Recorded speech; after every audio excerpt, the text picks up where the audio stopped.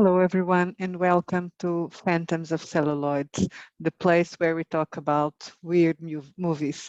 Today, we will talk about The Other Side of the Mirror, a film by one of our favorite cult directors, Jesus Franco. Miguel, will you tell us a little bit about Jess Franco? Yeah. Jesus Franco is a cult Spanish filmmaker who has a very extensive filmography, hundreds of movies probably, even though some of those aren't actually new movies, are just edited versions of previous films, to which he added sex scenes, some of them of an erotic nature, some of those enter the softcore pornography. So he usually did his own vision and then more commercial and sexualized versions for European markets, of course. Okay, so you probably know some of his movies. I have a collection here. In this collection, there are probably some of his, couple of his most famous movies, Love Letters of a Portuguese Nun, which if you have played my scenarios, you probably know that it was Partly inspired. Inspired, I can show this, the Sisters of the Seven Sins. Even though his movie isn't a giallo, but well, it's a non-exploitation movie and part of inspiration for that. In the same pack, there's a Love Camp, a movie about women in a concentration camp. Ilza, a sadistic woman torturing other women. Sexy Sisters and Voodoo Passion. Interesting, very interesting. You may also know some of this in the Dr. Orloff collection. Dr. Orloff is one of his characters. I can't tell you the names now because this pack is Spanish, so I won't try. It wouldn't help, yeah. Yeah, well, it's the awful Dr. Orloff and some other two Orloff movies. Orloff is a villain, a mad scientist. I think he's played by different actors in the several movies. Probably. But probably Howard Vernon is one of his usual actors. I think he enters more than one movie. This one is very interesting. Venus in Furs. Do not Mistake it. There's another movie with the same name, but that's a Polanski movie. This one is directed by Jess Franco and protagonized by several people, but the most known actor is Klaus Kinski. So also Klaus Kinski enters several movies, several Jess Franco movies. Jack the Ripper also, yeah. Right? I know we have the DVD somewhere. It's here. Oh, it's a Blu-ray, even better. Jack the Ripper, Jess Franco's Jack the Ripper. He also has a Dracula. I think it's also with Klaus Kinski. And the Dracula against Frankenstein, if I'm not mistaken. Yeah, but we haven't seen that one. Yes, yet. And Daughter of Dracula. He's a very prolific director. Prolific. Prolific, exactly. He did tons of movies. This cover is awful, but the movie is very interesting. The Girl from Rio. It's very interesting. I think this one is one. I don't think it does a lot of sex, but it is an interesting story, a almost science fiction story. It's not really in Rio; it's in a strange place. You can see that we like him very much. This is a movie with Christopher Lee. He is a witch hunter. I think it's called a witch hunter. I'm not really sure. Well, there's a problem Inquisitor, witch hunter. It all depends. There's a problem here because most of these DVDs have the Spanish title, and there's also another problem with Jess Franco's movies. All of them have at least 3 titles: a Spanish title, an English title, sometimes a German title because they are co-productions and European co-productions of the 70s and the 60s. Have that problem. The giallos are the same. Yes, like the giallos and the policiai, or what? Poli Poliziotteschi Polizei. or Yes, Poliziottecchi, I'm not sure how it's it. This is also very interesting. Vampyros Lesbos. The woman in the cover, Soledad Miranda, is was the person used to inspire the character, the main character in the Seven Sisters. let's show the book again. Yeah. So it's not the person on the cover, but well, let's pretend she is. This should be Soledad Miranda. It's sister Soror Luxuria, the the main character in the Sisters of the Seven Sins. So Vampiros Lesbos is also a very interesting movie. And this one is of an erotic nature, of course. It's about a female vampire. It's the name of one of the names of this movie. It's female vampire. Okay, so I've shown some some of his movies. I mentioned some of the titles. Now let's talk about our. We will probably do some other episodes of Jesus Franco and yeah, his about some of work. his other movies.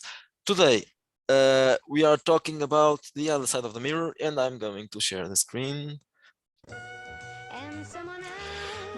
This scene from The Other Side of the Mirror has the peculiarity of taking 6 minutes out of a 80-minute movie, which is kind of common in Jess Franco's movies. He usually uses very long jazz playing scenes. And now Sylvia is going to tell you about the story of the movie. Yes, so the girl that is singing, Anna, is the protagonist. She's a young girl that was raised in Madeira by her father, Howard Verne, a guy that actor that enters a lot in Jess Franco's movies. So her father was very strict and very controlative of her. There is underlined that they may have been some abuse there. Maybe he abused her, we're not sure, but there's some Electra vibe going on there. In the day that Anna is supposed to get married, she discovers her father hanged. What happens? She leaves Madeira, she doesn't get married, and she moves to Lisbon and becomes a jazz singer. This is the jazz band which is playing with her. The jazz band is a real jazz band, a real Portuguese jazz band. The song they are playing is a version, an English version of a real song called Madeira Love, I think. Madeira Love. And the place when they are singing is a Lisbon nightclub. I'm not sure if it still exists. I don't think so, but I think it was popular at the time, well, Yes. the end of the 70s. No, not the end of the 70s, the beginning of the 70s. The scene is still going on, but we are not going to prolong this for It's a 6 little minutes. bit loud, yes, although the music is actually nice. Let's continue with the story just a little bit. So there's something strange that's happening with Anna. Every time that she gets involved with the guy, he ends up dead. And when while he dies, she has strange dreams in which she's in the other side of the mirror with her father. You can see that in the movie poster behind Miguel. She's seeing herself in the mirror and the father hanged. So she returns to Madeira. She meets up with some tourists, and it's a bit strange after that because there's nothing very horror genre going there. They're just on holidays, going to parties, having fun, drinking brisa. We'll talk about that at the end of this episode. Yes. But then in the end, she gets involved with someone again, and the same thing happens. The father appearing and the guy dying. So we never know what is really happening there. If she's the one that is killing the man on her life because she's feeling guilty, or if there's any kind of supernatural going on and it's her father. So you can interpret the movie which way you prefer. Yeah, it's kind of left unexplained if this is a supernatural movie or not, but it has the aura of a supernatural thriller. But well, it's actually a thriller, just a thriller probably, because the supernatural things, it's just things, dreamlike sequences, and they are probably just that, dreams. It's a very oniric film. Mm-hmm. That's the interesting part, the movie, and that it happens in Madeira. Yeah, and in Lisbon also, exactly. Even though there aren't many scenes in Lisbon, and most of those are interiors. At the bar. Yeah. So what else? This is one of those movies that has several versions. This one, which we are talking about, is called The Other Side of the Mirror. It's the Spanish version. Then there are two other versions, the French, Le Miroir Obscène, and I think there's also an Italian version, which I don't know the name, and I've never seen it. The French version is one of those where he added a lot of sex scenes, and people don't really like it. Usually they say that it was spoiled. Well, it's kind of. But the Italian one supposedly has even more sex scenes. Well, he has the two kinds of movies with sex scenes. Some of those are just erotic or soft, very soft core, but there are some that are in the limit of hardcore pornography. Some of those probably have real sex scenes, so some of those are really they aren't particularly interesting. They are, yeah, they kind of ruin the story. Yeah, so that's why we're talking about this one. Okay, so let's go back to what we mentioned before. That weird scene. It's also a long scene in Madeira. So this is also something that you probably happens in other movies. I think it also happens, for example, in the Giallo movies when they do a lot of product placement, usually J&B whiskey. This is well, in this case, it's much more obvious than just a lot of J&B and bottles. weirder. And weirder, yeah. So in Madeira, there is a popular soft drink, passion fruit soft drink called Brisa. Well, nowadays there are more varieties of that, including beer. But I think in 1973, it was just a passion fruit juice, not juice, soft drink. Yes. Something like non-alcoholic. Yeah, non-alcoholic. And there's a very big product placement here, because they don't just show the bottles, they talk about them in a very passionate way. I'm not sure if that's why they're using a passion fruit, I don't know, but they are very passionate about it. I'm going to show the scene, and I will end with this, because you should see this scene. It's wonderful. So just keep in mind, those people are drinking a passion fruit soft drink. That's not an alcoholic beverage, and they are enjoying it. It's the aesthetic. So bye-bye. We'll leave you with that, right? Bye. I'm going to share the screen now. Es una bebida extraordinaria. Quiero que la pruebe nuestra amiga. ¿Está usted sola aquí? No. ¿Con su novio? No. ¿Con algún amigo? No. Entonces, ¿con su marido? No, no tengo marido. Ah, aquí están nuestras brisas. Ya verá, es una bebida extraordinaria. El mejor refresco para el verano. Si ya lo dice el eslogan. Beba brisa, refresca más deprisa. Nadie se lo cree, pero es deliciosa. Mira una lagartija. ¿Dónde? ¿No la ves? No. Metiéndose ahí en ese agujero. Sí.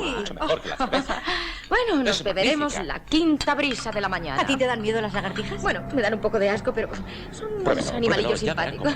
Es extraordinario. Brindemos con brisa. Refresca más deprisa. 4 brisas, por favor. No, estoy harta de tus brisas. ¿Cómo puedes estar harta de la brisa, el aperitivo que refresca más deprisa, sobre todo con ron? Brisa con ron, aperitivo cañón. ¿Por qué no jugamos a algo divertido? Propongo un strip poker. No tengo nada en contra. Jugamos al rey Rigoberto. ¿Y qué es eso? Te lo voy a explicar. Cada uno coge su copa, brinda la salud de Rigoberto primero y hace lo siguiente. Y bebe un sorbo. Es muy fácil. Rigoberto segundo. 1, 2, 1, 2, 1, 2, 1, 2, 1, 2. 1, 2, 3, 1, 2, 3, 1, 2, 3, 1, 2, 3. 1, 2, 1, 2, 1, 1. Y el primero que se equivoque tiene que beberse todo el vaso. Y a partir de la segunda equivocación, los demás pueden imponerte el castigo que ellos crean conveniente. Sea un juego u otro, se acaba siempre en pelotas. Camarero, 4 brisas, por favor. Aquela lembrança do tempo que passou, aquela esperança perdida sem teu amor. O meu violão canta sem ilusão esta triste canção. Aquela lembrança do tempo que passou, aquela esperança perdida sem teu amor. O meu violão canta sem ilusão esta triste canção.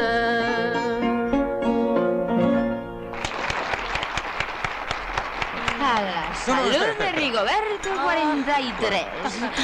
1, 2, 3, 4, 5, 6, 7, 8, 9, 10, 11, 12, 13, 14. ¡Hola! ¡Hola! ¡Guapa mía! Hola. No, a ti nada, a ti nada. Tina de mi corazón. ¡Ay, sinvergonzón! ¿Qué tal? Mira qué tal. Oye, ¿y esta quién es? Ana. ¡Ana! Ana, ¡Ay, Ana. Ana mía! Es Ana. Ana, ¿qué estáis haciendo? Jugamos al rey Rigoberto. ¿Estáis chiflados? ¿Es así como se juega? No. Hay que esperar, hay que ir de uno en uno. ¡Que no! Así pierdes si te lo bebes todo de una vez. ¡Bárbaro! Todo ha perdido. Bueno, vamos a jugar otra vez. Y hay que Caray con el filiberto. brindemos por el rey Rigoberto 44.